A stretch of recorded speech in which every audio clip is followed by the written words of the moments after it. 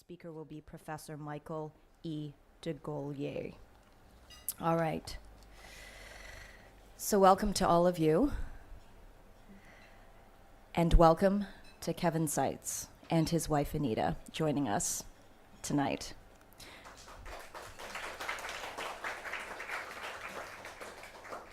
As correspondent board member, I'd like to take the privilege tonight to tell you a little bit more about Kevin. I have the honor of introducing him tonight. And as I said, the heritage of FCC really celebrates war correspondence. And Kevin Seitz is got to be one of the best in modern day. He has spent the past decade reporting on global war and disaster for ABC, NBC, CNN, and Yahoo News. In fact, in 2006, he became Yahoo's first correspondent, and I remember this. I was riveted for a year. He covered every major conflict in the world in a single year for his website, Kevin Seitz in the Hot Zone. The project helped inspire the use of backpack journalism as a tool for immersive reporting, and this term is now one of the most used terms in modern day reporting in some of the hottest zones in the world.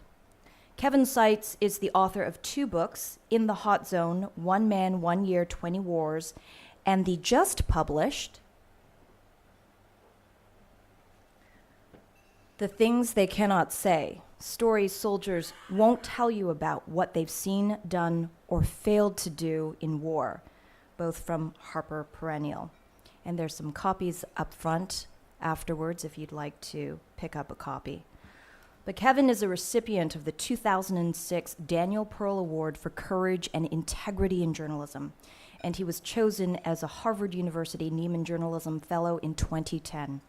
He is currently, I'm very lucky to say, for us here in Hong Kong, an Associate Professor of Practice at the University of Hong Kong. So please help me warmly welcome Kevin Seitz, who will tell us about the things they cannot say, combatants and moral injury in war.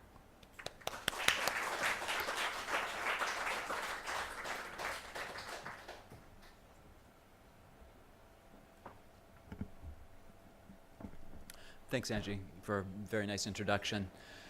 Just want to say, I know that being new to Hong Kong, there are a million things that you could be doing rather than listening to me speak. So I want to say thank you to each and every one of you for coming tonight.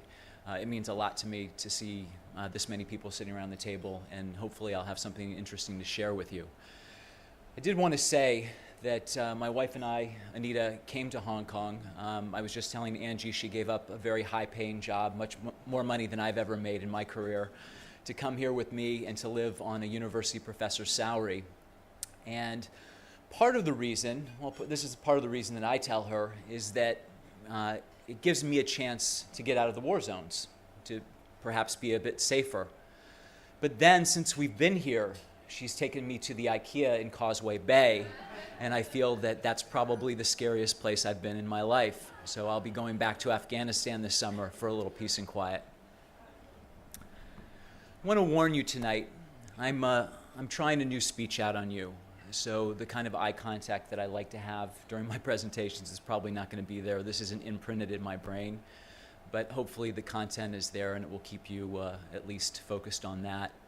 And I do want to let you know there are some things in this presentation, some images that might not necessarily be that pleasant, not horrible things, but disturbing images, as well as some language. If you're journalists in this room, you've heard it and you've seen it all before, so I'm not worried about you. If you're not, my apologies. So let's get started. The topic, as we've mentioned, is the Trojan horse effect, myth, moral injury, and the war inside the warrior's mind. Then Laocoon rushes down eagerly from the heights of the citadel to confront them all, a large crowd with him, and shouts from far off, "O unhappy citizens, what madness! Do you think the enemies sailed away? Or do you think any Greek's gift free of treachery? Is that Ulysses' reputation? Either there are Greeks in hiding concealed by the wood, or it's been built as a machine to use against our walls, or spy on our homes, or fall on our city from above. Or it hides some other trick. Trojans, don't trust this horse. Whatever it is, I'm afraid of Greeks, even those bearing gifts. November 2004, against a shattered wall in South Fallujah, video rolling, I conduct a battlefield interview with a U.S. Marine, Corporal William Wald.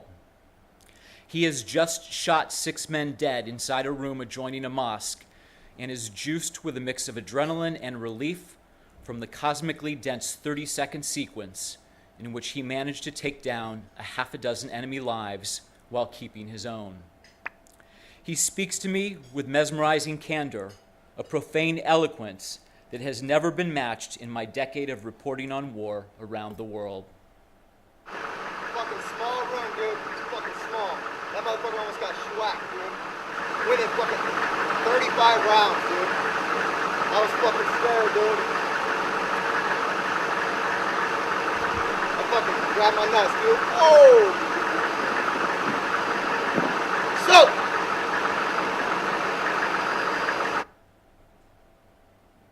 I was just told to go in the room, and my first Marine went in, and he saw a Marine with an AK, so I yelled at him to shoot the guy. He shot the one guy,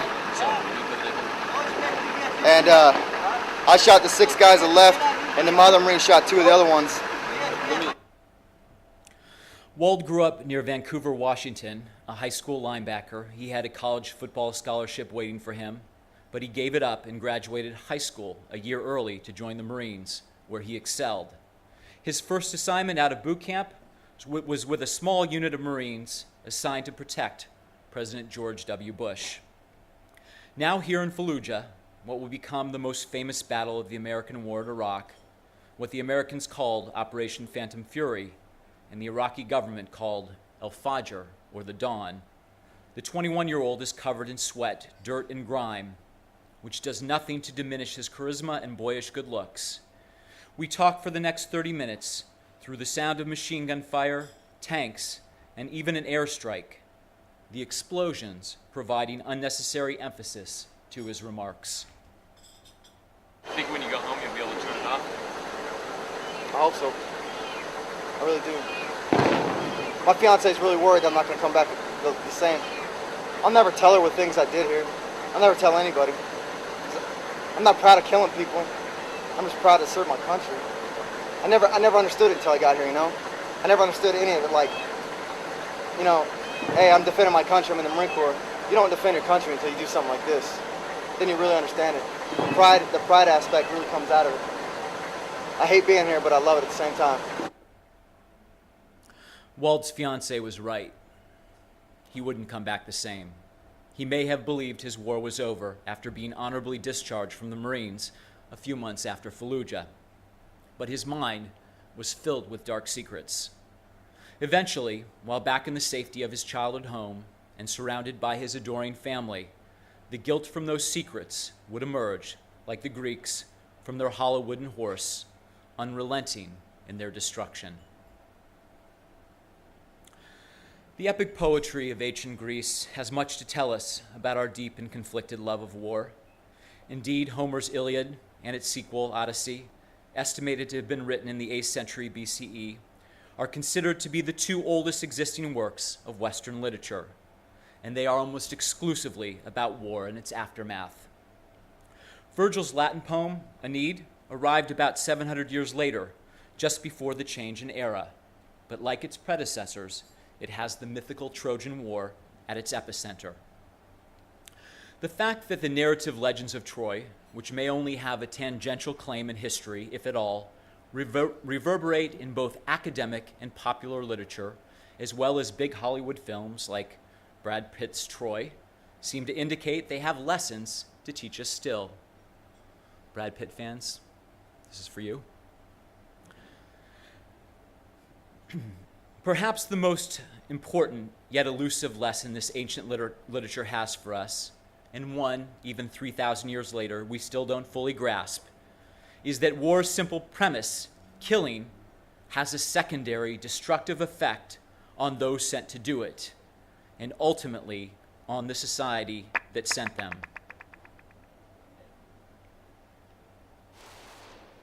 Killing has been an understandable omission in our global dialogue. Philosophically, it's problematic to consider how, in the context of civil life, humanity's greatest crime can, in another context, war, become heroic. There are practical considerations as well. Will too much discussion of killing mean that our service members will hesitate or even rebel in the performance of their duty to protect us and our respective nations from outside threats? With our reluctance to address it directly, maybe we are best served, at least for now, mining the past, digging deep into our mythology of war, both literary and cultural, examining familiar stories, which on closer inspection may yield answers, not just the ones that we're looking for, but the ones that we need. Author, psychiatrist, and MacArthur Genius Grant recipient Jonathan Shay tapped into this with his seminal books, Achilles in Vietnam and Odysseus in America. Using Homer's two greatest characters and their respective stories, Achilles' betrayal in war and Odysseus' post-war journey home, to help the mental health community and general public understand the deep post-combat dysfunction of American Vietnam military veterans and their challenges in reintegrating into society in the aftermath of their war in Southeast Asia. While Homer's Iliad and Odyssey still hold truths for American veterans of Iraq and Afghanistan, it may be Virgil's Aeneid that provides a missing link in understanding that one of war's most cunning tricks is the war that it seeds within our soldiers. With its description of the Greeks' use of the now iconic wooden horse to fool their enemies into bringing them inside the gates of Troy, ultimately leading to its ruin, Aeneid provides a clear allegory of the destructive power of unaddressed guilt. Hidden in the minds of returning war veterans, a Trojan horse effect repeated with every homecoming. I first became aware of this post-war effect on soldiers after I completed a project for Yahoo News in 2006, which also became my first book in the Hot Zone, in which I covered every major war in the world in 1 year. In 368 consecutive days of travel, 71 airplanes in 30 countries, and 21 wars, the indisputable truth I stumbled on was this: combat is always the shortest and the smallest part of any conflict, while collateral damage or civil destruction is war's most enduring legacy. But even more surprising to me, as evidenced by the veterans I met across the globe from Somalia to Sri Lanka, is that former combatants are often added to that legacy of civil destruction when their fighting is over. They struggled with what Swiss psychotherapist Carl Jung might have been referring to when he wrote about humans having a shadow self. Were they good, evil, or both? Unable to grasp the complexity, these soldiers too became collateral damage, believing they killed a part of their own humanity every time they pulled the trigger. Philosopher J. Glenn Gray, who also served as an American intelligence officer in World War II, addressed this dilemma in his 1959 book, The Warriors: Reflection on Men in Battle. Becoming a soldier was like escaping from one's own shadow. To commit deeds of violence without the usual consequences that society visits upon the violent seemed at first a bit unnatural, but for many not unpleasant, and all too quickly it could become a habit. While my book, In the Hot Zone, dealt largely with the civilian tragedy in war, I knew that there was more to the equation. In my subsequent reporting, I began to ask the soldiers that I met the most difficult question: what was it like to kill? One of those Marines, as you know from my introduction, was Corporal William Wald, and it was our battlefield interview that actually inspired the idea for my second book, The Things They Cannot Say: Stories Soldiers Won't Tell You about what they've seen, done, or failed to do in war. While some of the combatants I interviewed did share the complex feelings of taking another human life, many more did not, would not, or could not. But there were also answers in their silence. For some, it was a desire not to relive the experiences. For others, an inability to articulate them. Some felt that someone who had never taken a life could not possibly understand what it was like to do so, especially when the first question many heard from their friends after they returned home was the indelicately phrased, "Hey, did you kill anyone over there?" Author and former American Marine lieutenant in Vietnam, Karl Marlantes, says that many once young combatants like he simply had no context for their combat experiences. When I did eventually face death, the death of those I killed and those killed around me, he wrote in his book, What It Is Like to Go to War, I had no framework or guidance to help me to put combat's terror, exhilaration, horror, guilt, and pain into some larger framework that would have helped me find meaning in them later.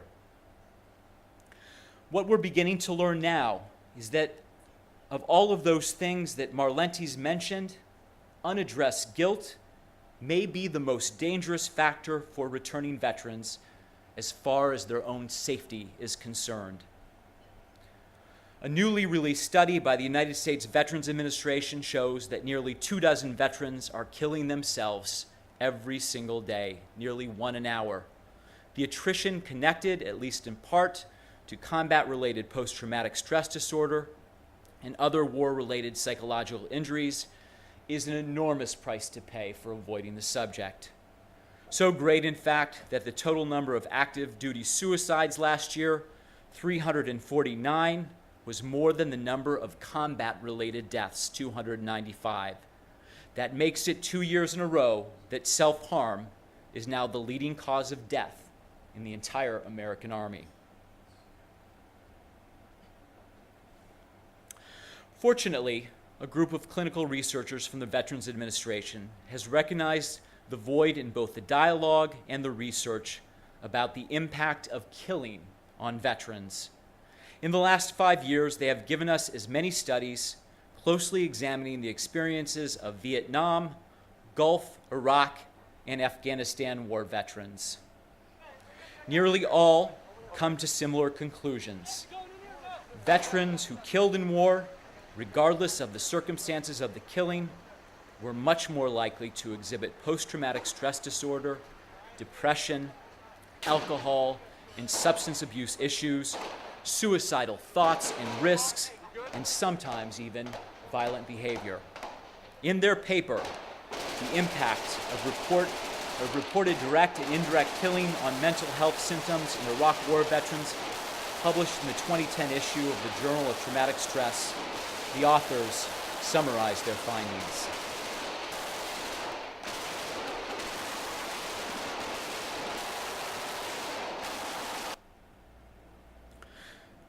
This study examined the mental health impact of reported direct and indirect killings among 2,797 U.S. soldiers returning from Operation Iraqi Freedom.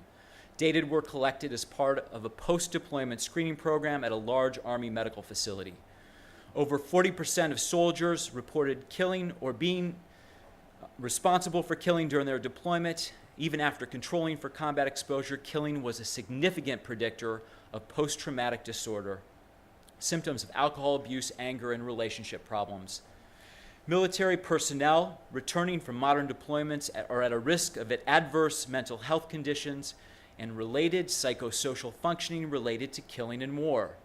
Mental health assessments and treatment should address reactions to killing to optimize readjustment following deployment.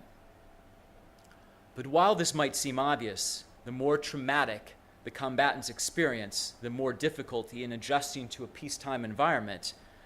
This is where the researchers were able to connect the dots from their data to actionable intelligence. Armed with this research, the VA clinicians developed a new theory they've termed moral injury, disruptive in the simplicity of its premise. In it, they posit that it's not simply the witnessing of trauma that is the greatest undoing for combat veterans, but guilt. And guilt primarily over two things: killing and not being killed, or survivor's guilt. What it seems to indicate is that while we humans are fairly resilient in our ability to see horrible things and somehow continue functioning, we're not so good at living with what we consider our more shameful deeds, acts that, even if justified by the demands and duty of war, send our moral compasses spinning. According to Dr. Shira McGuinn and Brett Litz, two of the leading researchers on the topic, while killing can be an accurate predictor of post-combat problems, the key precondition for moral injury, like Homer's Achilles, is a transgression, a betrayal of what's right, either through a soldier's own volition or through the orders of a superior officer. In the context of war, they write, moral injuries may stem from direct participation in acts of combat, such as killing or harming others, or indirect acts, such as witnessing death or dying, failing to prevent immoral acts of others, or giving or receiving orders that are perceived as gross moral violations. The act may have been carried out by an individual or group through a decision made individually or as a response to orders given by leaders. This is significant in the fact that it provides some medical evidence that commanders are not just responsible for the physical well-being of their soldiers, but through the moral consequences of their orders, their future mental health as well. And this, among other reasons, may be why some American leaders are disturbed by the findings, believing even that the term moral injury somehow collectively impugns the characters of their soldiers. But researchers argue it's quite the opposite. They say if soldiers felt nothing about taking the life of another human being, that would indeed be cause for concern and, in fact, indicative of the possibility of sociopathic personality, characterized by a lack of empathy, and present in approximately about 4% of the U.S. population. That's according to studies done there. I don't know what it is worldwide. But the fact many seem at least circumspect when considering their actions in war indicate the strong presence, not the absence of morality. And so for those who do feel that their actions in war have somehow violated their sense of right and wrong, what are the consequences? According to the VA's McGuinn and Litz, the emotional responses include shame and guilt, in which the combatant may believe they're a terrible person and unforgivable because of what they've done in war. They may also feel anxiety or anger, betrayed by the society that sent them to war, or to their superior officers that ordered them to do what they did, or put them in a situation, for example, where the accidental killing of their own men or innocent civilians may have actually occurred. When a leader destroys the legitimacy of the Army's moral order by betraying what's right, according to Jonathan Shea in Achilles in Vietnam, he inflicts manifold injuries on his men, and the Iliad is the story of these immediate and devastating consequences. These feelings of guilt and betrayal and shame sometimes remain hidden inside the warrior's head until they return home, the Trojan horse safely inside the gates of Troy, where the agents of destruction are finally unleashed. Researchers say the symptoms of morally injured veterans can manifest themselves in any or all of these ways. Anomie, which is an alienation or a purposelessness in her social instability caused by a breakdown in standards and value. Think of the tenacious Inspector Javert in Victor Hugo's Les Miserables, who kills himself when he can no longer make sense of the world after witnessing Jean Valjean's transformation from criminal to prosperous citizen. Withdrawal and self-condemnation, self-harming and suicide ideation, self-handicapping behaviors, alcohol or drug use, and self-sabotaging relationships. This tragically seems to be what happened in the case of Corporal William Wald, a subject who, not unlike Homer's Achilles, was a brave and accomplished warrior, made vulnerable by a small flaw. Wald's mother, Sandy, said he was fine for a while when he first got home, but after a few months, the darkness seeped out. He couldn't eat, and he never slept. But it was not the shootings in the mosque that had unsettled him, but another more disturbing incident, an accidental killing at a vehicle checkpoint in Iraq. The vague description that she gave a local television reporter is still horrifying. A vehicle came through that hadn't been cleared, she said. The lieutenant says, "Take them out." He took them out. They went to the van. It was a bunch of little kids. And he had to take their bodies back to the family. Instead of killing an enemy, Wald, apparently through the orders of an officer, had killed several children instead. Accidental killing of civilians in the war in Iraq, as in all wars, are much more common than you can imagine. In fact, the numbers are so high that the U.S. military did not want to keep track of them statistically, knowing the public relations nightmare these incidents bring with them. And while they are certainly bad for the war, they can be even worse for the warrior. Wald, like many combatants, was able to contain his guilt while still in Iraq. But when he returned home, he brought the Trojan horse with him. It was there in the calm of these safe surroundings that his guilt and shame overwhelmed him. He became addicted to the pain medications prescribed for an injury he had suffered in a roadside bomb attack, and he augmented that with methadone that he scored on the street. It was clear to his family that Wald was deeply troubled. They took him to psychiatrists, psychologists, tried everything, but nothing seemed to help. Though his mother begged him not to, unable to find any peace in civilian life, Wald rejoined the Marines, saying to her, "My brothers will take care of me." But when the Marines discovered his drug problem, they sent him to a treatment program. When he failed to complete the program, he was sent to a Navy hospital near San Diego to await his discharge. One night, a couple of friends came to visit Wald there. They went out to see a movie together and to get tattoos. That night, when they returned to his room, the friends say Wald couldn't remember if he had taken his medication or not, so he did again in front of them. They watched TV for a while. The friends left when Wald fell asleep, but had plans to return in the morning for a camping trip. The next morning, the friends found Wald in bed in the same position that he had been when they had left him the night before. Only now he wasn't breathing. They began CPR and called the medical staff to revive him.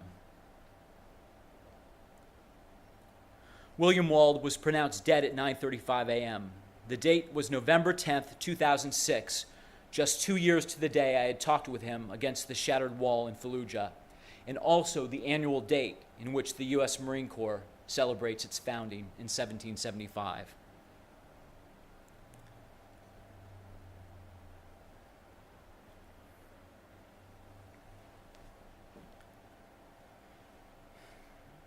The medical examiner's autopsy stated that the cause of death was drug toxicity, likely caused by the methadone Wald had added to the mix of drugs that he had been prescribed, and likely leading to respiratory failure.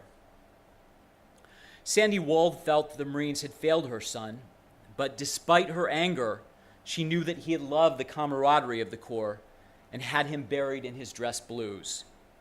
She also knew that the uniform was just the surface of a much more complex story. A story of belief and duty and honor, yes, but also how guilt over killing in the pursuit of those ideals could also lead to ruin. That story, both parts, pride and guilt, was imprinted on William Wald's skin. On the inside of his right forearm was a tattoo he had gotten the night before he had died. An exuberant design of a woman and an eagle wrapped in a flowing American flag with a banner that read, "All American Badass." But a second tattoo, this one on the right side of his chest, had a more somber message. A pair of praying hands with the words, Only God can judge.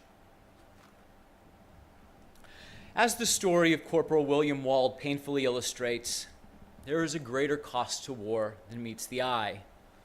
The physical trauma of waging war is obvious. The psychological trauma is not.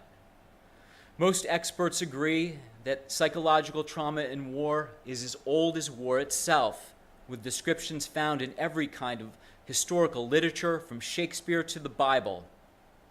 Some believe that in Homer's Iliad, when Ajax killed a flock of sheep, believing them to be the enemy, and then took his own life, that this was a reference to combat-related PTSD. In describing the Battle of Marathon, Greek historian Herodotus wrote of an Athenian soldier who became blind after witnessing another soldier get killed, even though the blind soldier had not been wounded in battle. According to psychologist Edward Tick, there have been a dozen names for war trauma over the years.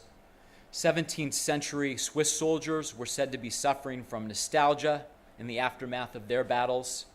Angst-ridden veterans of the American Civil War were said to have soldier's heart. While in World War I, the term shell shock got traction. In World War II, it turned into combat exhaustion, or the 1,000-yard stare. War trauma gained clinical status in 1952 when it was entered in the American Psychiatric Association's Diagnostic and Statistical Manual of Mental Disorders, or DSM-1, as stress response syndrome. And it was later updated in 1980 in the DSM-3 as the now familiar post-traumatic stress disorder. Which raises an important question for us in our discussion of this new concept of moral injury. Since the symptoms of moral injury can seem similar, if not identical, to the symptoms of combat-related post-traumatic stress disorder, are PTSD and moral injury the same thing? Doctors McGuinn and Litz don't believe there's enough information to definitively answer that question yet. But for the time being, each type of war trauma has enough unique components to keep them in separate corners. The onset is one of the differences, according to McGuinn. PTSD, she says, can usually present very quickly, while moral injury comes later. But even to trained observers, it's not easy to tell. I need to get in a room with them and see what happens to them over time, she said.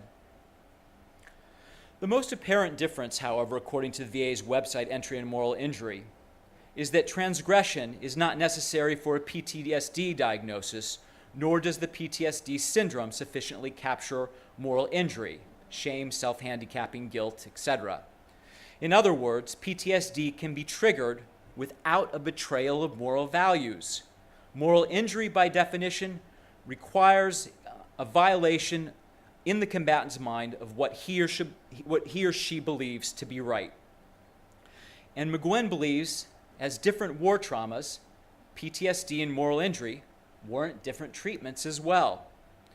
Currently, the standard treatment protocol for veterans suffering from combat-related PTSD includes prolonged exposure therapy, PE, or cognitive processing therapy, CPT, treatments which respectively require the subject to either tell or write their stories over and over and over again in an effort to bring context and reason to those experiences. And while this is done in a clinical setting, it's also a nod to the value and simple age-old practice of storytelling, especially within warrior societies, as a method for sharing with one's community both the burdens and the glories of war. Like the Greeks with their epic poems, Native American tribes of the plains speaking around their campfires, Maori warriors tattooing their battle exploits on their bodies. In the cases of moral injury, there is a different approach, but which can be done in conjunction with PTSD treatments if both are present. The VA is testing a 6-session pilot treatment program called The Impact of Killing in War, or in the military world of force acronyms, IOK. But silly acronym or not, the program represents a seismic shift in the treatment of war trauma, embracing for the first time the concept that real healing may need to transcend the application of our scientific knowledge of the mind and also include moral and spiritual notions like forgiveness. Still, the cognitive and behavioral framework provides the structural foundation for the treatment, which initially follows these 4 steps. Education about the complex interplay of the bio-psychosocial aspects of killing in war that may cause inner conflict and moral injury. This is basically, why do we have to kill? Identification of meaning elements and cognitive attributions related to killing in war. Why does our killing have meaning? Self-forgiveness, which entails cognitive therapy and for some the promotion of spirituality or faith-based religious practices, actually using your religious or your faith to help you deal with the situation you're experiencing. And finally, making amends tailored to the individual. This may include writing forgiveness letters and an action plan to start the process of making amends. The VA is encouraged by the results from this small number of studies so far, and in addition to this, there is reason to be buoyed by the anecdotal evidence in other cases of veterans both physically and psychologically injured in war. Many who have lost limbs are finding hope in athletics using cutting-edge developments in prosthetics, not only to regain mobility and dexterity, but also to participate again on the rink, in the gym, and even underwater. Others, like former Marine Lance Corporal James Sperry, have come back from the brink of despair to rebuild their lives around the concept of serving others. If Corporal William Wald is our allegorical Achilles felled by an untreated moral injury, then Lance Corporal James Sperry is our Odysseus, who, after struggling for years with his own moral injury, eventually does find a way home again. Like Wald, I met Sperry in Iraq in 2004. I videotaped him after he had been wounded during the first day of fighting. Like Wald, Sperry came home with a head battered from war and filled with guilt. But Sperry's guilt wasn't over killing. It was over not being killed. Survivor's guilt. His unit, the 3-1 Marines, suffered some of the highest casualty rates of the war. He sent me an email 6 years after Fallujah, thanking me for helping carry his stretcher that day and asking me if I had any photos of his comrades killed in action. He wrote, "Dear Mr. Seitz, I was the Marine that you helped carry to safety after I was shot by a sniper. I want to thank you very much for helping me out. I was wondering if you had any photos of me during that time and of any of my fallen friends. I have lost 20 friends in this war, and I would like to get as many pictures as I can. I will pay you whatever you want for them. Thank you again from the bottom of my heart for all you did for me. I now have a 3-year-old child that would never have come if it weren't for your help. I will be forever in your debt. James Sperry." That note came during a dark period of Sperry's life, when he was still struggling with cognitive impairment and debilitating migraines from his physical injuries and a host of psychological issues consistent with the concept of moral injury. He met nearly all of its criteria, including purposelessness, alienation, drug and alcohol use, and even a near-suicide attempt. He went as far as to sling a rope over the rafters of his garage. His recovery, which took years and was not the result of a single act, but encouragement from family and friends, and an ongoing determination and a groundbreaking program from the Shepherd Center in Atlanta, which specializes in helping those with brain and spinal cord injuries.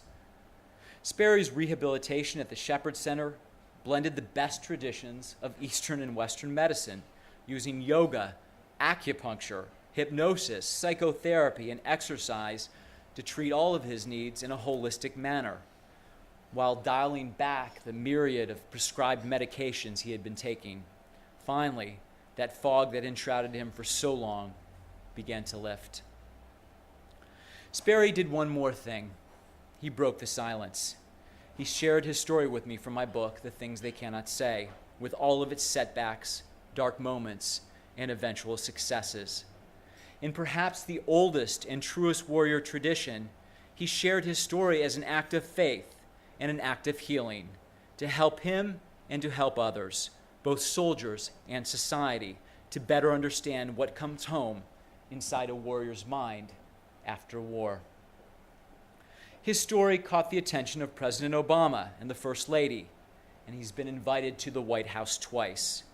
His struggles have inspired a new sense of purpose, and he's since founded an organization called The Fight Continues, dedicating to helping veterans make that transition home. It does this in part by tapping into an existing ethos for many veterans, the idea of service. Sperry and other members are now in Moore, Oklahoma, assisting victims of that devastating tornado last week. The stories of Corporal William Wald and Lance Corporal James Sperry are just two in literally millions. According to the U.S. Defense Department, since 2001, about 2.5 million Americans went to war in Afghanistan and Iraq, with more than 800,000 deploying more than once. Nearly 700,000 of those veterans have already been awarded disability status, with another 100,000 of those to come that are pending right now. Realistically, the long-term financial cost of treating both the physical and the psychological injuries of America's war veterans, even in the wealthiest nation on earth, could very well lead to a society bankrupt and depleted by its past wars. But realistic or not, that debt is already ours, and it must be paid in one way or another. As Jonathan Shea wrote in Achilles in Vietnam, when you put a gun in some kid's hand and send him off to war, you incur an infinite debt to him for what he has done to his soul. As the soldier carried the burden of war, so we as a society must now carry the soldier. We may do that best by anticipating what is coming home with them.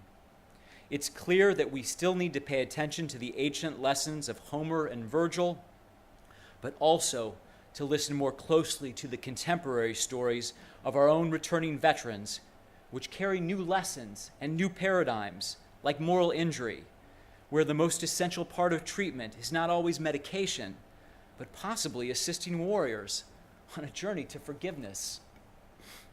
Sadly, history seems to indicate that war will likely be with us always. In 5,000 years of recorded human history, we've experienced less than 300 years of actual peace. But if we become more humble, more thoughtful in considering the consequences of conflict, we may be able to mitigate some of its attrition, and eventually, perhaps the agents of destruction may be crowded out by the agents of hope, which fill the hollow horse we have pulled within our gates. Thank you very much.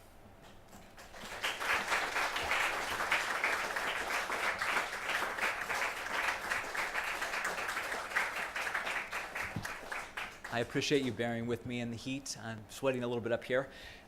It's a difficult speech to give. There's a lot of emotional moments for me. These are guys that I knew, and this is 10 years ago, and it still affects me. So I just wanted to let you know that this particular treatment is not a cure-all, but specifically for myself, I found out that I had some symptoms of what I thought was post-traumatic stress disorder when I came back from war, when I finally stopped going to war every other month. And part of that, part of those symptoms, I believed, were based on an action that I had done in war. I had walked away from someone, and when I did, that person was killed. It was a journalistic decision for me. I detail it in the book. But I basically, I had shot a piece of video that was very, very dramatic. It was a Marine executing another insurgent within this Fallujah mosque. And one of the insurgents was left alive, and I talked to him afterwards. And instead of anticipating that he too was going to become the next victim, I walked out to show the video to the commander, and in the time that I left, he was killed.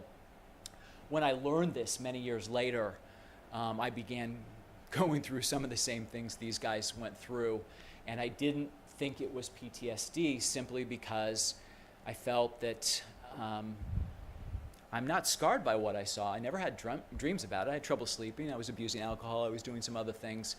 But I never felt like it was what I saw that was bothering me. And then I learned about this new idea of moral injury, and it all made sense. The idea of killing and the guilt that comes with that, the guilt of